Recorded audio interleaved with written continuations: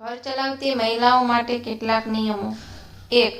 હાથનો લોટ ક્યારેય ન ખાવો જોઈએ, ઘરમાં ગરીબી આવે છે. 2. તવા ક્યારેય સામે ન રાખવો જોઈએ. 3. મોપિંગ કરતી વખતે માંગેલા પાણીમાં થોડું મીઠું નાખવું. 4. સૂર્યાસ્તના સમયે મુખ્ય દરવાજા પર ક્યારેય ઊભા કે બેસવું જોઈએ નહીં. 5.